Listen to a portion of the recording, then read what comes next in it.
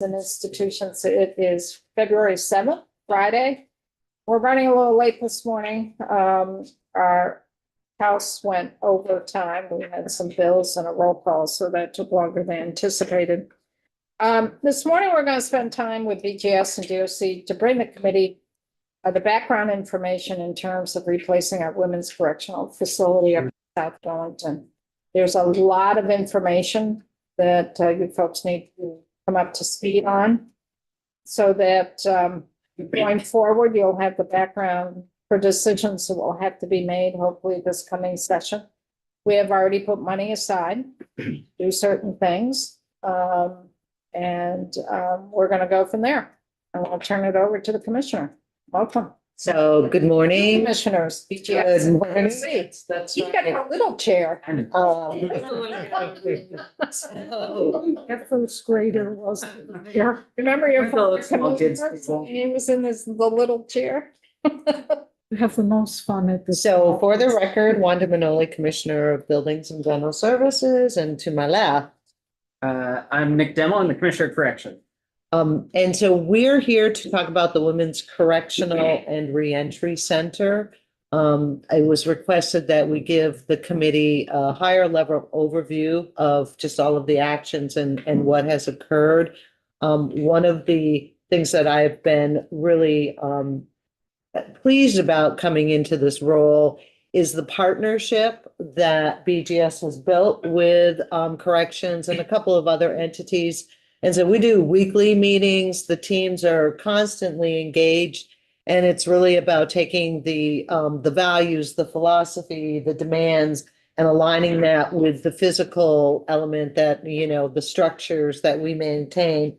So there's some really there's some great energy and synergy that goes on between the individuals. So we're here today as a team to give you an overview of where the project is and what's going on. One housekeeping item that if I may, there was a report due, which we asked for an extension on the replacement of the Women's Reentry and Correctional Facility site location. That's due today. We found a couple things this morning that we wanted to edit and fix, just because typos are typos. Well, listen, it's still today, but the overview that we're going to present is really a summary of that legislative report. So if you go in and read it, you're going to really read the same that we're talking about. So we are going to tag team. I'm going to do a little bit of the site and the building. You will be talking about the policy and the vision and how we all work together. And are we ready? Ready. Okay. So the first slide is about the existing conditions. And I think for the new members, especially, and I think this will be familiar for existing members, we have over $5 million in deferred maintenance, and we have over $5 million in scheduled capital maintenance over the next 10 years. That number is not changing. It's just getting larger and larger. The building is old. And it's just a capture of what's going on. We have, many of you will know, we have looked at this facility has been used as a men's facility, a combined men and women's facility, a women's facility. Through the legislature, you have really focused on some policy and some expectations and the services that we want to provide individuals that are incarcerated, and the space just can't be aligned anymore for that. It's inadequate. There's no reentry facility or vocational training in the existing site. There's not appropriate space for staff and services, and it just does not meet the vision. And it's one of the things that I've really had the opportunity to get to understand working with this team. The history of the Chittenden Regional Correctional Facility gives you an idea. It was built in 1974. The addition was in 1983 to the plant to add more living spaces. We're on about 6 acres in South Burlington, and there's no more room. We don't have the ability to go any further and I don't think you want us to go up on that. 177 bed capacity. It's now an all-female. It's in South Burlington. And So the capacity is driven by an agreement with the city of South Burlington because of their water and sewer. Because at one point, the facility, when it was males, was over 200. that's correct. So there's an agreement with the city of South Burlington because of their water and sewer capacity. It is capped at 177. So because we have new members, we thought it would be, if we can go to the next slide, please. This is just, to give you a visual of, what the current conditions are, what the building looks at. How many have toured this site? Oh, the majority. So, you can see this is really the area of where the women have their outside activities, and it's pretty limited. And then this is one of the things that BPS and corrections have done. This is the inside of the building. You can see it's a very hardened environment. You can see there's limited light. You can see the design is from the 70s. And today, correctional facilities designs really don't reflect this, especially where you're trying to do different types of programming. I absolutely appreciate this slide. I listened to Isaac talk to the Senate, and this is a traditional living space. And Isaac said, look, we painted it. We've done everything that we can do with it, but it just shows you the lighting, the lack of the daylight, the bedding, the concerns around safety. Would you like to add to this? I think I like this slide a lot too. Not because I think it's a beautiful picture, but because it's illustrative of this is where policy and the physical infrastructure collide with each other. I mean, we've heard for a long time from this body that we want a facility that encourages rehabilitation, that's therapeutic, that gets people prepared to go back to the community. Can you get better in a place like this? I don't think so. I mean, this is pretty rough. And But you painted it. We did paint it, but it highlights the limitations that we have with the physical plant of that building, the physical infrastructure. So as we go along here, committee members have questions, please raise your hand and ask. Okay, so Sean and then James. Is there a toilet in there? Yeah.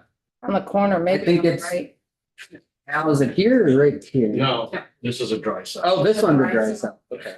So there's the combination of wet and dry. Yeah, many do have a toilet. Usually they're kind of near the front. So how do they access a bathroom from in there? There's like a communal bathroom in the living unit.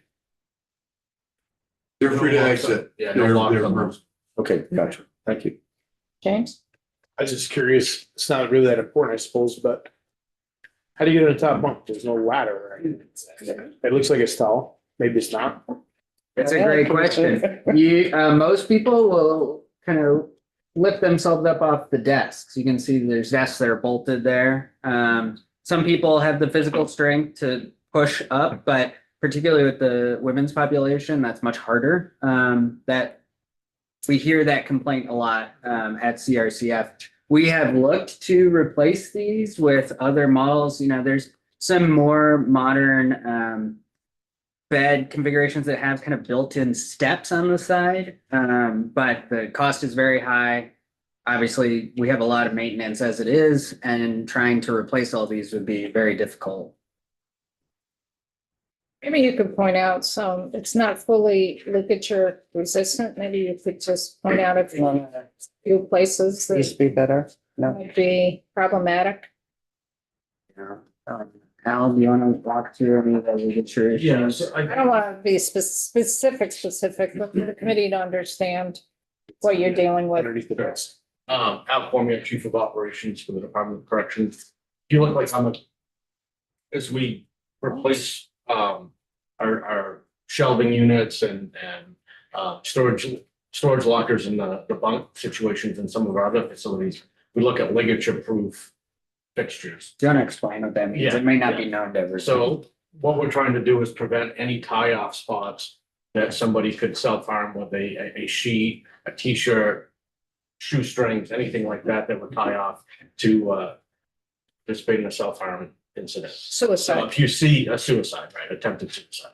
So if you see like on the corner of those bunks, very square corner where they could hang that rope or that sheet off the corner of the bunk, off the corner of the desk, you can see in the lower corner on number 4, there's a bracket there where somebody could tie off there.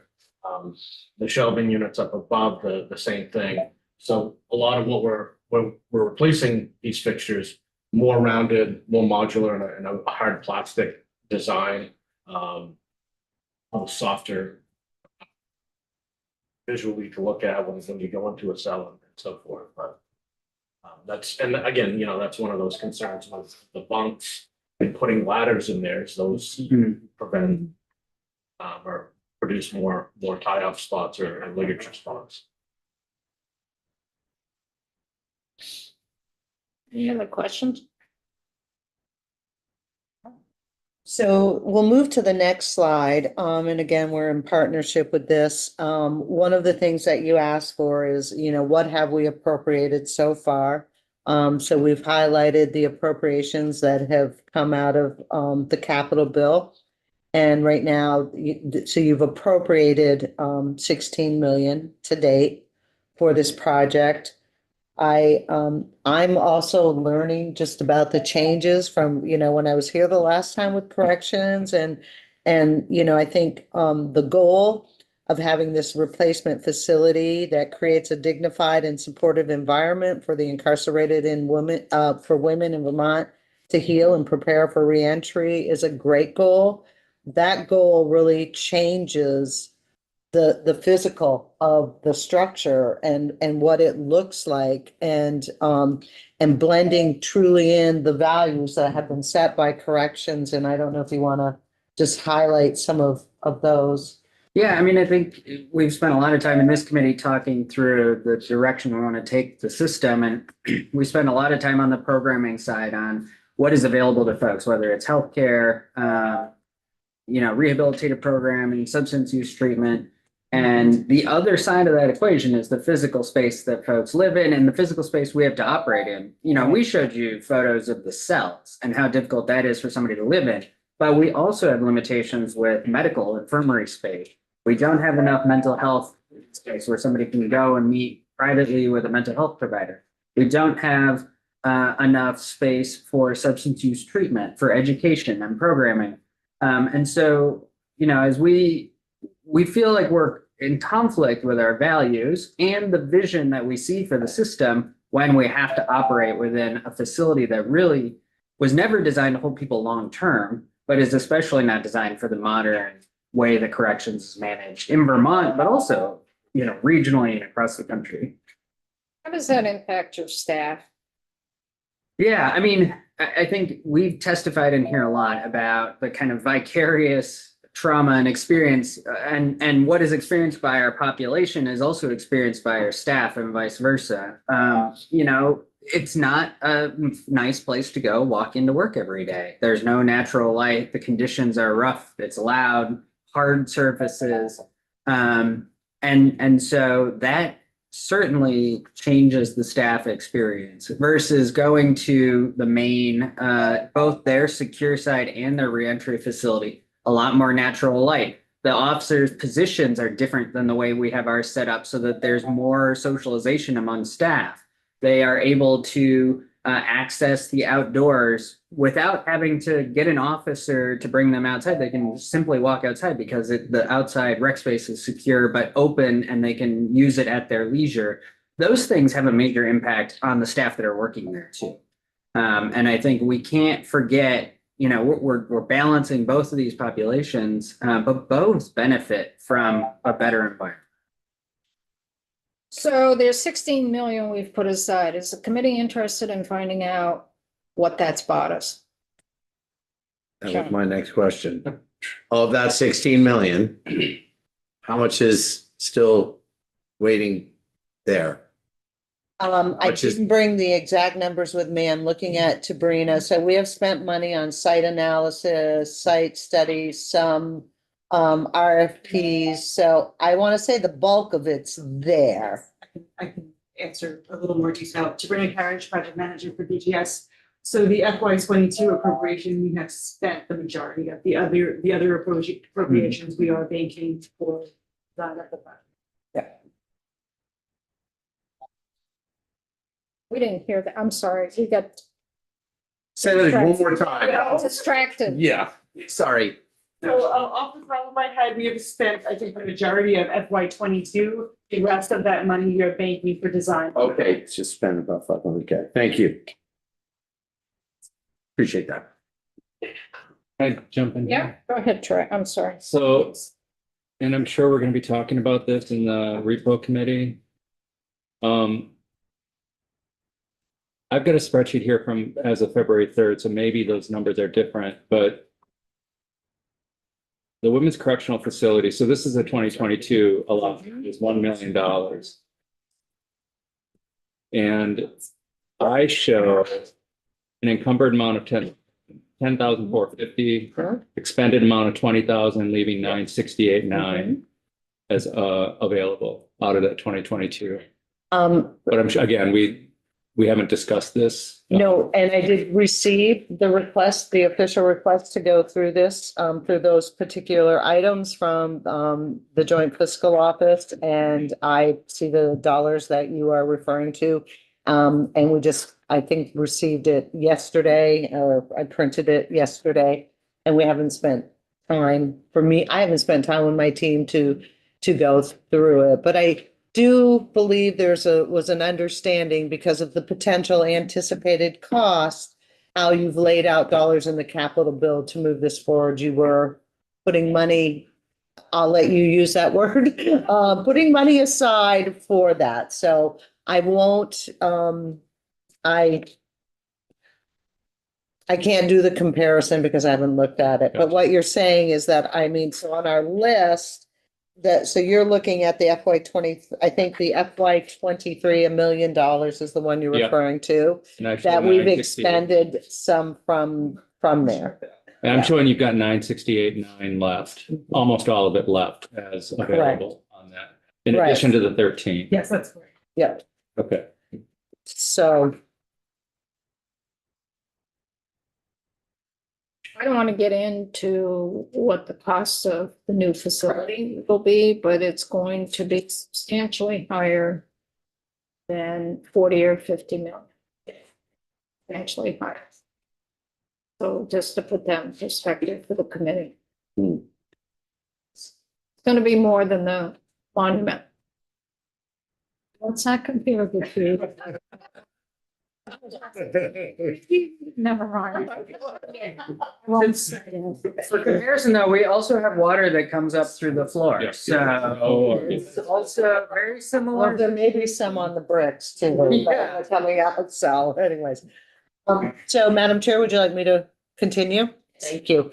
So we just talked about the values and the appropriation. And one of the things you asked is that we go over the timeline. So the next slide, again, just gives you an overview of what has been occurring. 2021, there was a feasibility study that was done for the legislature. 21, 22, programming and conceptual design started to occur. I think, conversations between BGS, DOC, advocates, and looking at what is an evidence base, because you've been really clear about defining that. What type of facility is that? I know that many of the people in this room on the side have toured other correctional facilities that model what you're looking for. I think Maine is the popular tour site. Then we started site selection, and we have site selection still continues. So I think what I understand, especially with the Justice Reinvestment Initiative, is that's really a huge piece of the programming and what we're looking at with sites. And there's a new, we're building, I think we've been clear about this, but forgive us if we haven't. We're building a secure side. I say, we need to find better terminology, but a traditional correctional facility won't look like what we have now, and a reentry Yeah. side. We don't have a reentry side right now. So that's all new programming that we've been working with a stakeholder group to develop, working in-house, looking across the country for best practices. So that's why that part is taking some time, but it's also the part we want to really make sure we get right on the programming side so that the programming and the facility are working in concert to help folks move through the system. So we have like 6 new folks new to the committee here. And maybe you're gonna get into it in later slides, what the difference is between the secure incarcerated side and the reentry side. There is a difference. I'm assuming you're gonna get into that. Okay, sure. Then Brian. I'm gonna just jump in here, about how we're doing this presentation, and I'm gonna have more to say on the next slide. That is not a picture of an incarcerated woman. That's on the verge of being, it's insulting, to be certain, of the women who are in our facilities right now. And I think it's a lot disingenuous to market this process using a woman who is clearly free, staring at the sun. That I just have some significant issues with how this impacts the presentation and sort of just how we're marketing this process. That does not feel like an honest use of a PowerPoint slide. So I'm going to put that out there. I want to encourage those who are developing these slides to be mindful of the fact that we are talking about a group of women in this case who are sitting in abhorrent conditions. We are talking about workers who are serving those women on a daily basis with extended time. I'm triggered. I'm terribly triggered at how this looks, to the point where I'm not really paying attention. That does not feel good to me. And I'm going to have more to say about evidence-based design, but I can't let that go without making a comment. That just feels insulting to me, to the people who live and work in that facility. So I thank you for sharing that and clearly hear you and I actually can connect with what you're saying. And I will ensure that we are more responsive when PowerPoints are put together and some of the reports that we receive, that we have a keener eye to that. Thank you. You're welcome. Brian? Well, a question about the same slide, the language though. So the parts that I understand sound great, which is the restructuring the system to promote reducing prison population and recidivism. One, addressing growing offender populations, I don't quite understand. And then restructuring the system to bring Vermont's criminal justice system in line with national standards. What are we not doing? Or what needs to be, those two, I guess. So those, I think, are kind of tenets of the Justice Reinvestment Initiative that Vermont went through starting in 2018, 2019 timeframe. And those were goals, what the state was seeing as an increased prison population at that time, that the state felt was out of alignment with the direction the state wanted to go. The chair could probably give a master's class on this project, but the state spent a lot of time restructuring the criminal code. Yes. Spent a lot of time instructing the Department of Corrections on how it wanted the department to change its policies, procedures. And that began a precipitous decline in the prison population. Then the pandemic started right away. And so that also really supercharged that effort. We've, at this point, been able to generally maintain that level, although we are noticing an up creep again, particularly on the detainee side. And unfortunately, particularly on the women's side, in the number of individuals we're housing. So I was just looking a little bit ago at the last 5 quarters of averages. There's just the daily census. And we're, today we have 127 women incarcerated in Vermont. I think the chair will remember most of my time as commissioner, we've been at about 100, maybe 100 and a couple. So we're starting to see an uptick. Now, 127 isn't our standing average. That's just today's value, but there has been a slight uptick over the last year or so, year and a half maybe. As it relates to getting the justice system in alignment with national standards, I think that too was the effort by the Council of State Governments to look across the country, identify best practices, bring those practices into Vermont. And that's the work that the legislature did with the state law, and then through DOC and its policymaking process did in the DOC process. Is that Okay. helpful? Yes, thanks. Other questions? Yeah, so we come, Yeah, I think just like, as we're talking timeline, it's important to sort of reconcile the idea of what's the understanding of the administration for what's been greenlit at this point. And is it the same as the committee here, because in the press, you read like, okay, legislature just okayed a $70-90 million facility, right? And they're going full throttle. So like my understanding is we've set aside the money that was listed in the previous slide. We've given the okay for the site selection. And that's pretty much it at this point, right? Like, Well, I think we're gonna, hopefully this will take you to where we are and what the next steps are. okay. Maybe that's, Yeah. I think we're in alignment. Okay. I'm confident we're, in alignment. We're doing our due diligence on the design and on the project. So I would only add, I think, I agree with the commissioner entirely. We kind of take this a year at a time because we kind of do some work and then we come back and are like, okay, we're ready for the next phase. And so we are at the site selection phase that the commissioner showed you. And we'll kind of walk through the future phases that still need to be accomplished. you need the land before you can do anything else, period. So, moving right along, I think this was new to me as well, and I've learned as much as I can from the partnership. But evidence-based design, in Act 69 of 2023, the General Assembly, it made the intent that the Commissioner of Buildings and General Services, working with corrections, shall incorporate into the design of any women's replacement facility evidence-based principles for wellness environments and supporting trauma practices. And this slide is just giving the members the concept of what the principles of trauma-informed care are. And this is not our design. Because we haven't gotten there yet, but these are samples of other facilities that embrace the evidence base and what the design would look like. Any questions? Sorry. Yeah, I am going to bring the voice of some of the advocates who are opposed to this design into the room. I'll briefly mention that the little AI photo there of a woman doing yoga under blue skies mirrors my concerns that I just acknowledged.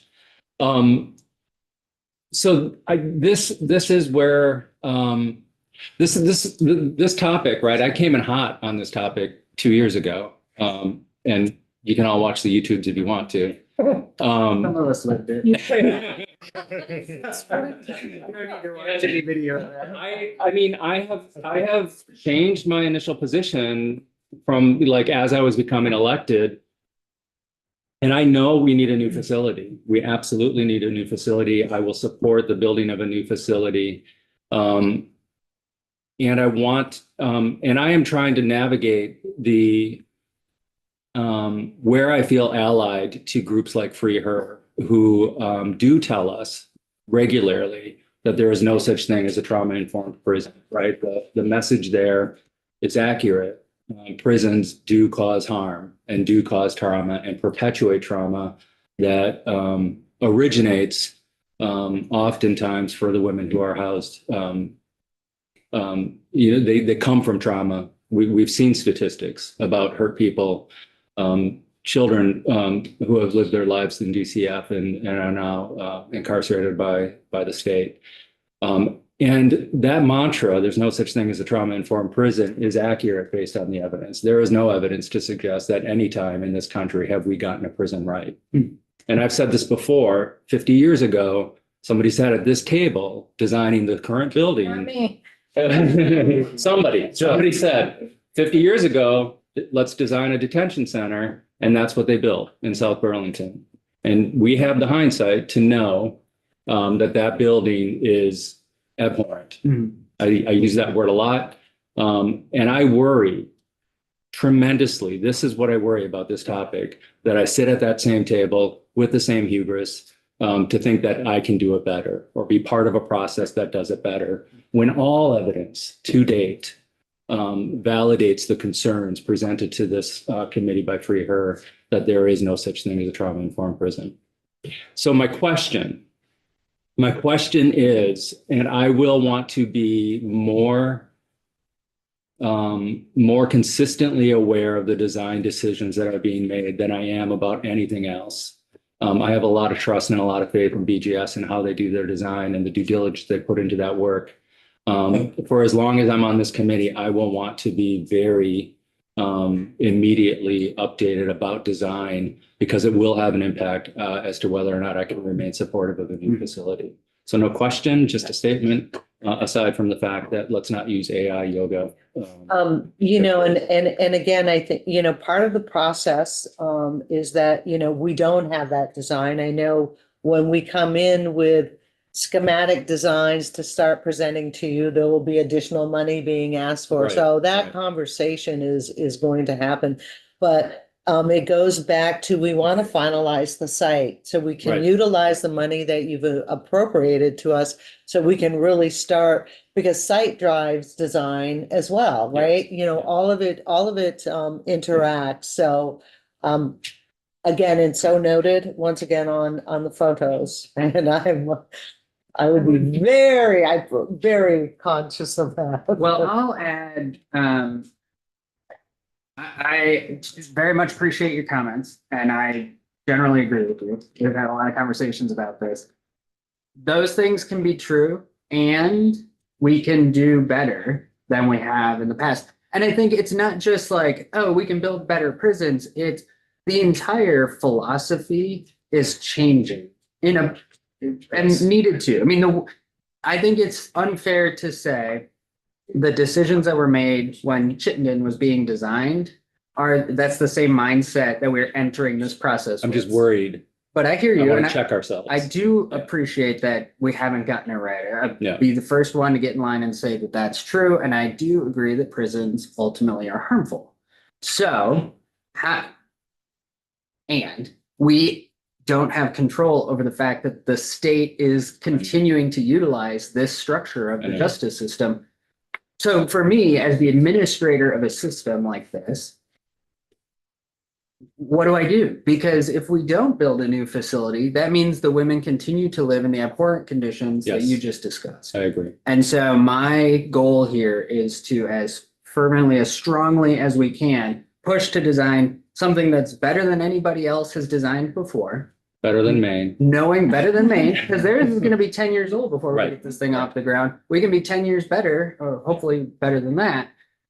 And yet, we need to be cognizant of the fact that we're not going to get it perfect. We just have to try really hard to get it a lot better Yeah. than where we've been. I'm just asking that we stay probably more informed than we typically do on design decisions. It's fair. So Sabrina, you had your hand up. Are you good? Good. You, Sean? Coming from a design build background, yeah, that's right. Oh. Something new. and running a company, You can do it for $50. Square foot. You can do it for 50 bucks. Wins. my suggestion, coming from listening to you two, I'm not as offended by the yoga person, because I think that there's hope there. So I Hold that get up. that. I do hold on to that hope. But the suggestion, one of the reasons that I have found success in my company is it is not about me. It's not about my chief designer. It's about the people that are there. So I would hope, my suggestion would be that the incarcerated people are part of the design process because they know, they live it, and they will be the best people to tell us what would make it better. Full disclosure, Representative Sweeney designed my kitchen and dining room. Did you talk to Roy? Full disclosure, Representative, how do you like that? Be all over. It's just a suggestion that those are the people at the end. So I absolutely, you know, in anything that we do at buildings and general services, if it's putting in a system or you need, we have to hear those voices, because they are the users. We may, and I think, you know, it's easy to say, I'm the engineer, I'm the architect, I know what you want, but, you have to, the space has to meet everybody's needs, right? It has to be comfortable to the user, but it has to meet the policy and the protection of the employees and corrections. You've got to have, you know, and if, you know, you've got to have access, you've got to be able to have visibility, but anything that we do, that should apply. We should not be, we are BGS, we know best. That's not our motto. And we have, to that end, we have tried to incorporate the currently incarcerated folks in this process, both through our stakeholder group, but also presenting design concepts to them, getting feedback. And we will continue to do that. Yeah. Also importantly, bringing the staff along and having them involved in the design process, because they are the other group that knows firsthand Right. what that building is like and how it could be better. And so very sensitive to those notions and certainly we're committed to that. You know, and with this committee, I think the chair will remember, you know, many projects, but you know, when we did the replacement of the hospital in Berlin, you know, we had working groups for a very long time of family members, users of that facility, you know, and at the end of the day, everyone got what was really important and of value in that space in order to, at that time, it may have changed, but it, you know, and it was a very long process. And sometimes it felt like, are we ever going to get through this so we can really get to final design? But the process and the conversations and how that impacted that design made a difference. So. We have Go, another question. oh, sorry. It's a multi-parter because none of you deserve to eat lunch today. And so all serious. There were snacks while you were on the floor. So I have a question because I agree with the picture on the other page, which there's no way to rationalize how that's an inmate, incarcerated individual, or, but on this one, the yoga that Troy brought up. It may seem small, but but it's not about whether I like or dislike the picture. Makes me think. So is there in the programming or whatever you want to call it, is this something that's actually like a thought that we're going to have these spaces where this actually occurs, or is it, you know, like less incarcerated, that these things are actually going to occur, or is it just a cute picture that brings peace and tranquility? That's one question. I got another one. So let's go to Sabrina. I'd like to just say, I think this is a concept of what evidence-based is. And that's why I said I'm, you know, evidence, you know, I think the desire, especially with the reentry, is for the individuals to. Well, I mean, really, this is a DOC question because your policy is setting whether or not somebody's doing yoga. Right, it's. And so my question is not to be trite at all. Are we moving to a system that's more like this versus what you picture, like orange is the new black or whatever we want to call it? Is this an accurate depiction of where you see this going? That's all I'm asking. Yes. Yes. Okay, thank you very much. Yes. And then the second part is, I mean, I don't usually get philosophical at lunchtime, but one thing that I agree with you about staying in a much higher level on something that's this important. But also always remember that I would agree with the hubris. I don't use the word very often, but use this. I like it. Is there are people that go in with this absolutist idea that I don't know what happened in 1974. I was born in 1974, so But when we're doing things, we always, like, at least the way I think, and I think the way Troy thinks, and you know, Sean clearly is articulating, that he thinks this way, that we have to be more mindful of how we do things. But here's the part that I always get, you're never gonna have 100%, you're never having perfect. And I always tell people, if they think something is perfect, that means they got blinders on and they're not seeing the rest of the world. Because you can do something that might be ideal in your head tomorrow, even in your kitchen that Mr. Sweeney did. I guarantee you there's a drawer that you which is something different. So just always keep that in mind, that it will never be perfect. And tomorrow it's hopefully not completely obsolete, but it just, you know, and I see where we're going. I just want to make sure that we all know that the mindset of how people go in versus being concrete and, well, this is what we're doing no matter what, et cetera. You know, so I anyway. mean, sure, we build today and in 2 years we find, why did we leave that out? Why didn't we include that? And all of those things, you're absolutely right. Marina, So I just want to clarify, these are not AI, these are architects renderings of a facility that was designed. I do not know if it was constructed by them. Thank you.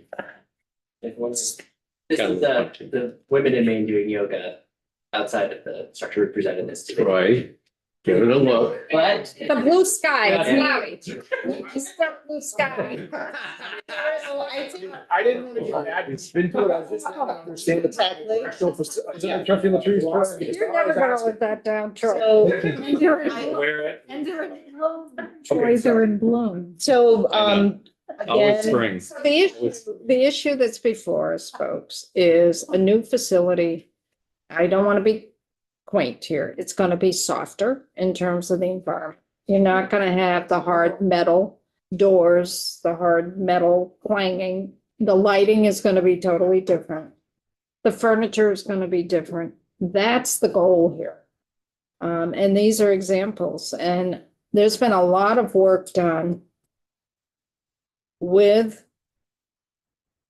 BGS, with DOC, and with the legislature in this committee, working with the state of Maine in terms of the women's facility there, that they have the incarcerated facility, but also on site in a complete separate building, they have a reentry facility. And they're built differently. And we're looking to that as our model. Doesn't mean we're going to do it exactly, but at least it gives us a starting. right, and I think what's really important to that, again, working in partnership and BGS and working with DOC, we're not looking for a cookie cutter. We're not looking to go to Maine and just pick that up and replicate it in Vermont. Our building, our new facility has to meet the policy, the space, the programming need, the staffing need, all of that. And that's where we get engaged with, you know, really with all of the entities, and we talk about that and we look at it, and it comes back to design. It's a great model. It's a model that it's one of the models, as I understand it, and please correct me, Commissioner, that your team has looked at that says this starts to align with all of the policy work that we've been doing with the legislature and in our programs, but it doesn't mean we're hiring that architect we've had those discussions, let's build all the state police barracks the same, right? And picking it up and moving it to Vermont. It has to be genuinely designed to meet our services and programs, which can be different than in Maine. And the other piece, the layer to this, and I can never remember the National Correctional Institute, but you've got, BGS is going to have to comply with some standards in terms of a correctional facility that are set in the industry. And there are- those are much higher standards than what you find in an office building or a home. And it's going to be there. So would you like us to continue? Yes. Okay, So I can find another picture. Well, that's okay. So the benefits, I have a meeting at 12. I think the benefits of collating, so what the correctional and the reentry facilities, this is a policy discussion that has been occurring for quite a while. This is our design so far. It's just in case it's not. This is not gonna make it more happy. And, you know, so Let's take a little box right there. we can make it circles. You guys should be ashamed of yourselves. So I think this is again, just the visual. Again, we're in early stages, you know, but it's clear there's a policy that you are looking at, a secure but softer, because when you talk about the, you know, the hardware and what the walls are made of, correctional facility and a reentry. How that final design comes together, we have not explored that.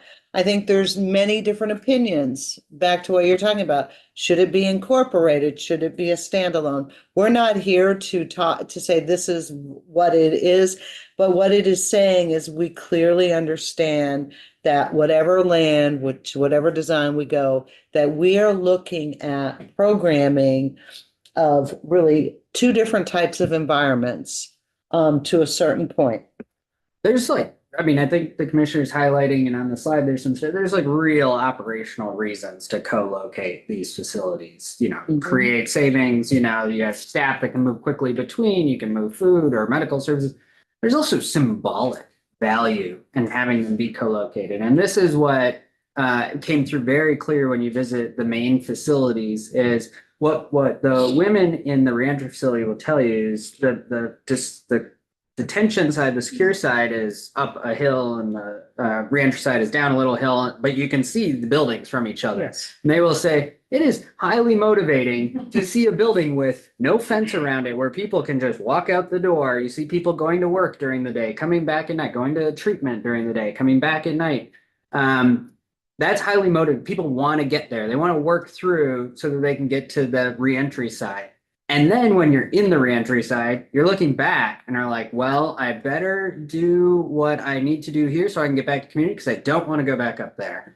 And I think that was really powerful hearing from folks in Maine. And again, I agree with the commissioner's earlier point. We're not trying to pick up Maine and move it to Vermont. Right. We think we can improve on that model. But that's one of the first of these types of facilities in the country. That's why, and it's close. That's why we're so attached to it. But it taught us things about how to do this differently. James? So that's how I would think, and I'm sure there's people would think, but there's another, just since we're talking about mindfulness, there's also a way to think you're in the green box over there and you look down and you go, depressed. I'm never going to be there. You know what I mean? So just keep that in mind. I mean, I think overall this is probably a good thing, but like we're talking about mindfulness and stuff. At some point, when we start getting into more corrections issues, we'll get into the difference in the DOC population in the women's facility, because that plays in here in terms of who's going to be in the more secure and who's going to be in the reentry. We have to understand that as a committee to understand when we get to design documents of the facility, because that's going to be really important because they're different populations, and it doesn't mean that those who are incarcerated and secure will never get to a reentry. And that's especially true in Vermont, where I'll remind you that we have detainees. Yeah, that's The main prison system does not have detainees in it. Everybody in their system is sentenced. And so that's one area where drawing comparisons is a bit fraught. We have detainees where under state law, we cannot put them in an unsupervised facility. even though some folks want to put them in a reentry facility, it's just problematic. That's a much longer. That's a real long conversation. I'm sorry, I did not understand what you just said. Okay, so detainees are individuals who have been charged with a crime, but not convicted and sentenced. Correct. And then we have the sentenced population. Those are folks who are through, they've been sentenced. In Vermont, those populations are combined. In most states, that's not the case. Wow. In most states, they would be held in a county jail or a local lockup. So in Maine, at their secure facility, those folks are all sentenced and they can work their way down to the reentry facility, all sentenced. In Vermont, we're going to have a secure facility that houses sentenced and detained women and a reentry facility that unless the law changes, will only house sentenced women who have made their way through the criteria into that other facility. Got it. There's some advocates have pushed that we include detainees in the reentry facility. That's, I think, the longer conversation that we need to have in committee. To walk through why that's a good idea or a bad idea and what the numbers would be, and that impacts how big the facilities are and how many beds you have in each. So I think we'll save that for another day if it's. That impacts your design. It really impacts your design. So would you like me to continue on the site? All right, so we'll go to the site criteria now. So Act number 162, 2024, section 29, you requested that we give a report on the site selection and the process that we went through, and that bigger report is being filed, but If I can interrupt on this. of course you can. What the commissioner is now gonna go through is language that we put in the capital bill. This came from the committee, true testimony that we've been working on, and what members of the committee wanted to see going forward. So this is how we worked. And there was a proposal to put money in for a new facility. There was concern from members of the committee. We wanted certain things to be met. So this language is what was put in the capital bill from us. And this is so the detailed report, which is really mostly site plans and some other items. This is our summary of the language.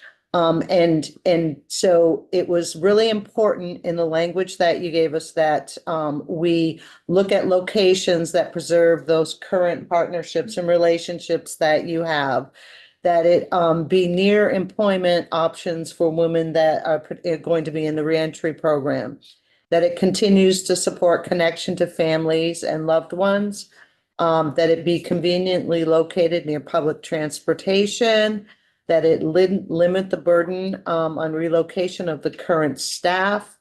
And this was regardless if it's state-owned land or if it's land to purchase. And that we also look at existing and potential future public transit services. So that's sort of blended into there. So this is our summary. This was criteria that the team at DOC and at BGS continually used as part of their evaluation. And so the next slide, we talk about the statewide search. We looked at, because you directed in this language that we look at state-owned property and that we look at private. I was so shocked when I saw this. The statewide search came up with 165 sites. And I said, Honor. I said, Sabrina, you didn't look at 165 sites, did you? And she said, no. We then took the criteria and started evaluating the sites. And that's how, so you expand to 165 and then you reduce based on the criteria. So they vetted the properties. We had 140 state sites, but what's important is you can't assume all of those sites were developable. It could have been 1 acre of land. It could have been a wetland. I mean, they looked at everything, and I'm really exaggerating on that, but it wasn't 140 sites that you could actually build on. We identified in the state inventory this. We also utilized the BGS contracted real estate consultants, and they identified 5 potential sites. And then we did a statewide search also with multiple means of media, and there were 20 sites. Through all of that, 4 sites really were selected that aligned with the criteria that was set in the capital bill and that we used as a team. So that just gives you an idea of, yes, you start out here, but when you really get into the detail on acreage and access and location, we had 4 sites. Upon further review, we eliminated sites 3 and 4. And I will give you an example. Site 4 was because of distance. It just really went beyond the distance and the goals of that. And I am forgetting to bring it quickly. Site 3 was eliminated because of location. Location, I'm correct. I love the location. It was the buildable area on the site, wasn't it? It was the what on the site? Buildable area, the developable area wasn't. On the site. How many acres are needed again? Ideally, we are looking for 14. 14 acres. We're not even getting that with these sites. That's the minimum. So what the goal of this committee was, if you listen to what the commissioner said, they were charged to go out and look at state-owned sites first. And then other potential sites that are not state-owned. The reason we did that was driven by us. The reason we did that was twofold: keep the price down and to accelerate the time.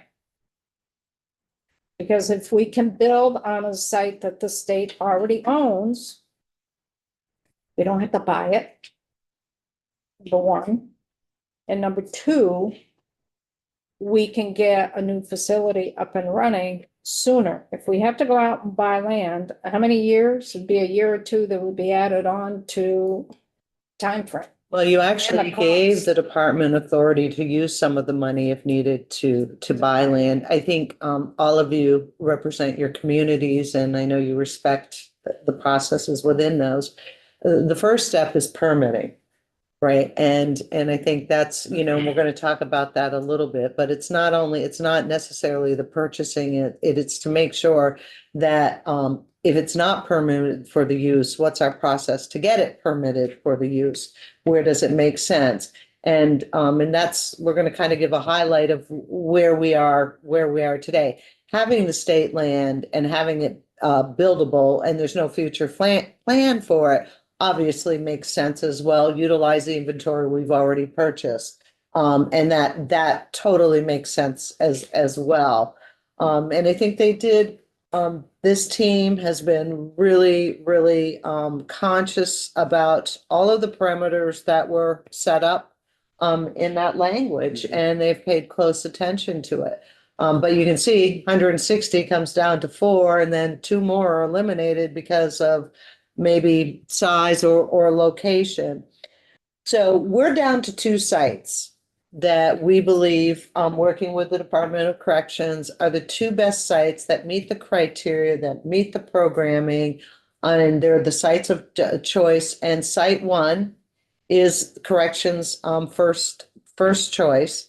Site 1 is owned by the Agency of Transportation. This is part of the land that was purchased for the Cirque Highway.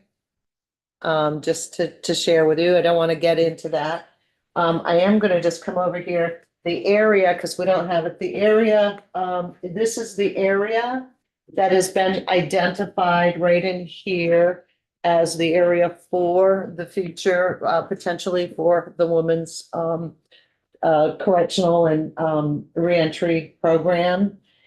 The area, the land that's developable in that 50 acres for this site is a little under 13 acres. We are working closely with the Agency of Transportation on making sure that we align with everything that they want to do, making sure that, you know, any right-of-ways that we may have to retain or maybe we can get rid of occur. So that's in the process, and there's not a whole lot more to talk about the detail about that. Can you lay out where the 13 to 14 acres would be? Would it be right in that circle that you're kind of thinking? Bottom? It's right, and right in oh, there. thank you. Mr. I need a friend. I think Cole was driving. Oh, You know, we could have put a circle there.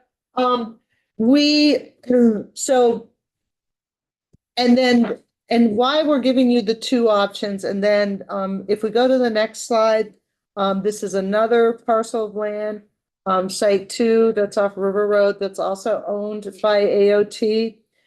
This is not the preferred site. This site, there's so many projects, Madam Chair, when I was looking at this site, I remember projects that we were doing in this committee where even with Commissioner Torti, where we've looked at the site multiple times to build something, and the first site's steep, but this one is really, really very, very steep. Maybe a steeper grade than what in Springfield. So, but there are potential development within this site.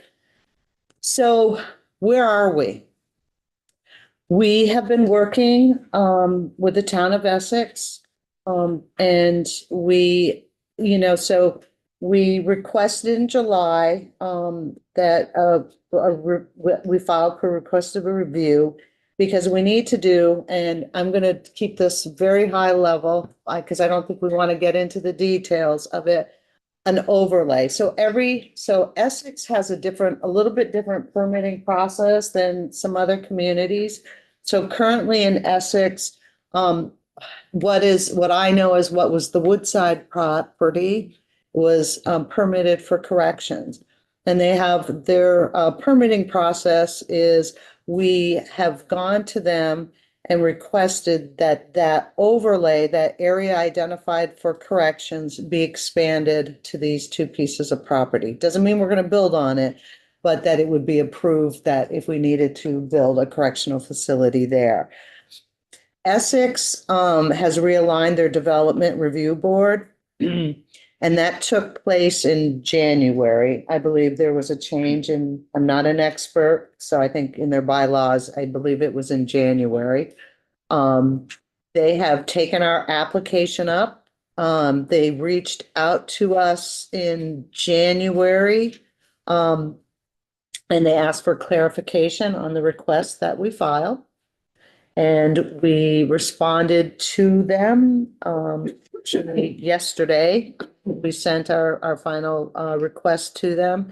It is my understanding, based on an email, that the Planning Commission plans on taking our request up for discussion next week. I want to say the 23rd, but it's the 13th. And that it's my understanding, based on an email, that they will then get back to us with further questions.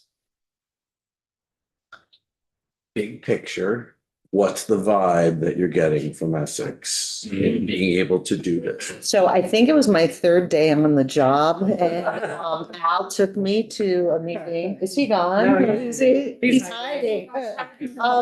There's,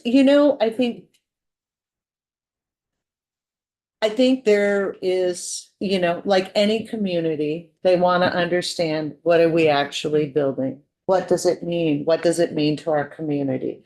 And we just weren't at a place we can talk conceptually, sort of like we have been today. I think they wanted some more concrete information, and we haven't done a full design. We can't quite answer all of the questions over here of how's it going to impact that?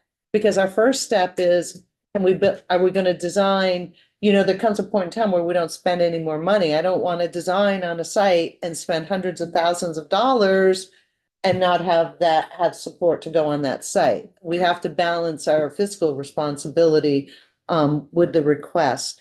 I think Corrections has been doing some great outreach with the community and with some of those elected officials. And I think it would be great if they shared what they believe is going on. Yeah, I think, there's always skepticism and concern when there's kind of a new, particularly services project that's going to go into any community. But I think the reception has been warm, if not, looking for those additional details that the commissioner was highlighting. I think one of the things that has really helped us is the entire Essex House delegation, and I think that extends to Essex Junction also, is in support of the project and has been very vocal about their support, to include sending letters and really pushing publicly for the project.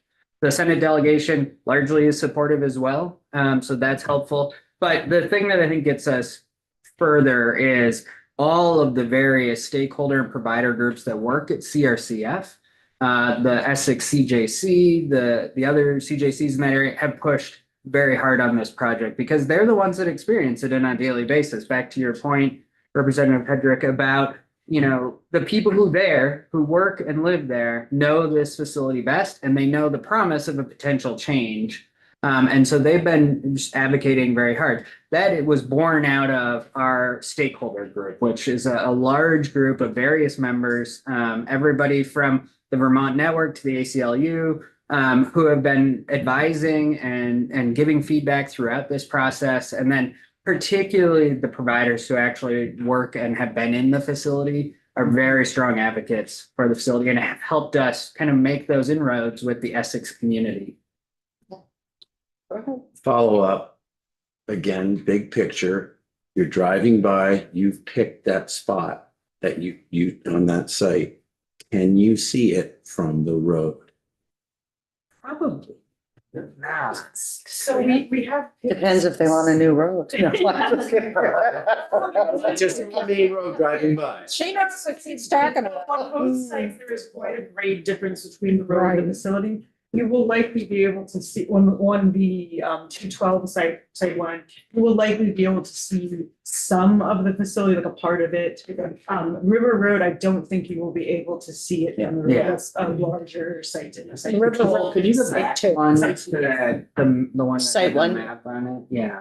Oh, yeah, that too. Yeah. So there's like roads here and here. There's a little bit of housing here. And so the facility would be up here. And it's a pretty good elevation above, but yeah, you might be able to see parts of it from there. I will say, we hiked up there one day. You know, and I think what's The views are really, beautiful. what's really important is that, you know, there will be a process and a time to have conversation on what does this mean for me? If, you know, we get the support to develop on this site to get that change, then there's going to be conversations, you know, that occur and there may be some public meetings and there may be some needs for the neighbors that get incorporated into it, but it's just, we know we have to have those conversations.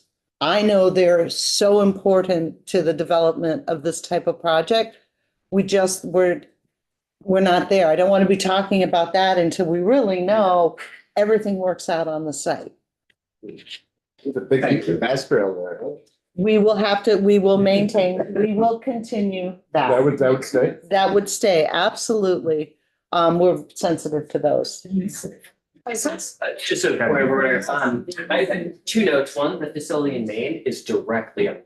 The Rancho facility is directly on the road, and people driving by don't even know it's a correctional facility. You know, they think it's maybe a mental health or an office building, but you know, and that's reflective of this updated architecture. The second piece is, let's think about where CRCF is now. It is across the street from a dance studio, from a gas, Klinger's Bakery, right? It's in a, you know, it's a bit incongruous, but you know, it's less than a mile from the school. So, you know, there are houses directly next to the parking lot. So I think, you know, when people think about, oh, like what, you know, what is this going to be living next to a correctional facility? It's like, that's not a foreign concept. That exists currently. And when you speak to the management of South Burlington and you talk to the police chief, they'll say they haven't had any issues. In fact, the city of South Burlington would love to keep it in South Burlington, but unfortunately, there's not land there. Similarly, I mean, our facility in Rutland is surrounded on three sides by houses and commercial space on the other side. Which facilities? Rutland. There's a hospital. Yeah, the men's facility in Rutland. Right downtown, it's about a half a mile from the courthouse. Yeah, right in the neighborhood. So if we go to the next steps, if we can, just being sensitive of time. And then I think more questions, but so we've just talked about it. We continue to have engagement with Essex. We are really, we being BGS and DOC, state of Vermont, are so appreciative that they are taking up our request. It was great to hear from them and to have them ask clarification on our overlay and what it means. So for me, this is really a great step forward. So we can start having those conversations, because if we don't have the conversations, we're never going to be able to answer their questions. So that to me is so critical. You know, we are, you know, with an idea of where that's going to go, the detailed site analysis, the cost estimate, and schematic design would start, and that you are familiar with that schematic design process. If everything were to align and the stars were great and we got approval and all of our permits, and with funding, you're 3 to 5 years out. And for the completed construction, and that is like the best timeline today that we can give you. Right. How long will that current, let's call it 14, 15 million that's left that you currently have from FY 22 to 25? How far will that get you?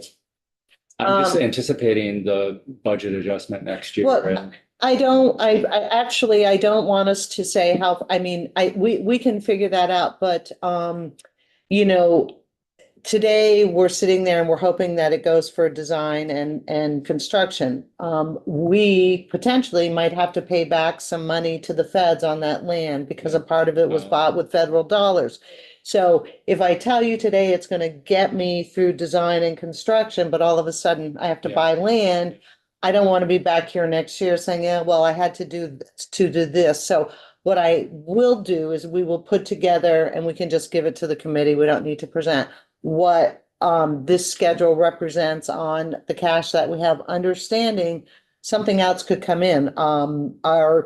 We might have to do more analysis for Essex that I just can't anticipate right now. So I really hate doing numbers on the back of an envelope, Representative, so you'll find me always saying that. Additional right now in the 2-year budget, and if we suddenly start moving, I'm just wondering what next year is gonna look like. I think I know we're confident because we talked about that in putting our proposal together, that we were okay with the money that we have now to accomplish the work that we've laid out here. You know, and so that's why we did not ask for any. If we really believed something was going to move a little bit faster, I'm confident we would have, you know, been asking for some additional funds. Connor and then Kevin. Yeah, I think you pretty much answered it, Commissioner. I was out last week, so I was kind of surprised just to see that there was nothing for the 2 years here, because like frankly, the 13 million was kind of a heavy lift last biennium and we had other competing priorities. Well, next Sort of- year's a budget adjustment as well, so if things move, you know, there's always the We might, potential we could come in budget adjustment. I'm not saying we will, but we Yeah, could. it's just at the risk of sounding fiscally responsible. You know, it seems like we're putting a pretty big hit on future years when we got monuments and everything too. And I don't know if it makes sense to store some away at the moment now. We stop then. Kevin. What's the current use of the land that Really? we're looking at right now? It is not being used, well, it's transportation. It's not. He's not talking about current use. He's talking. This about was the big the use. northern connector for the CERC that I think you started in the 70s. Troy, can we have a smile? It's empty. So it's empty, you've got a vast trail. Vacant land. Yes. It's vacant land, but it was really a part of a much larger transportation initiative and vision. And for that area, and for a number of reasons, that project didn't move forward. I believe the southern connector is getting finished, but this piece, you know, has been identified that, that. So we it won't- bought it, and we're not using it for what it was. No, but the Agency of Transportation used federal dollars to purchase it. And, so that is critical to the overall discussion. Got it. Pay them back. May, We don't know. we don't, we're in partnership with AOT. We just had another meeting with Jeremy Reed, who's chief engineer, who is, you know, actually starting conversations. So we're in a good place. So it's a good partnership. Maybe we could trade them the Bennington Battle Monument. Enough already? Mary. Sean? Just quick. What's the concept of how many beds are gonna be in this building? We're not gonna get there. Oh, okay, you know, all right, then that was easy. Then We're not it's there yet. Okay, For some light, that's TBD. for some light reading, you can review Act 69 from 2023. We've been Thank working you. on this a while. So as we go forward here, and Connor's right, there's no request from the governor for money in the capital bill. But that being said, this process is going to continue playing out over the next month or 2 or 3 or 4. So come March, after we get back from town meeting, we may have new information. That's when we're going to really put our work to the numbers in terms of our line items. So all the testimony we're hearing now and all the line items on our spreadsheet, we're going to change those numbers possibly, depending on the testimony we heard and what people are thinking. And there may be a request from the administration that maybe things have opened up and we're a real go and we're going to need some money for FY 26. The other piece is We may not get all this information by the end of the session in May. And we would set up a committee to work over the summer and fall, which we've done this in the past. And the model is joint fiscal committee with chairs of the institutions committees. They are able to make some decisions on behalf of the legislature on session. We can set up that model as well. We just, at this point, need to see how it plays out over the next few weeks. And I think it's really important. There is progress, though. While you look to see it, were there dollars there, whatever. Like I said, there are weekly meetings. It is a continually working on this. And it is, we know it's a critical infrastructure to the state. We know it needs to be replaced.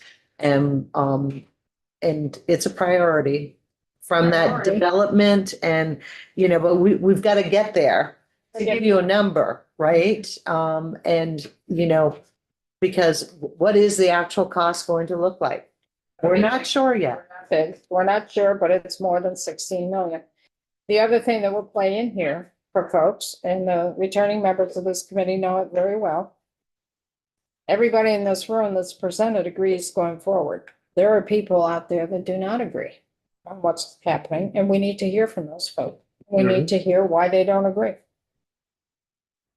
So we'll be spending time with that. This is not an easy decision. When you're building a correctional facility, it brings up a lot of emotions, a lot of fear, and a lot of support. And we're going to have to work through that as a committee.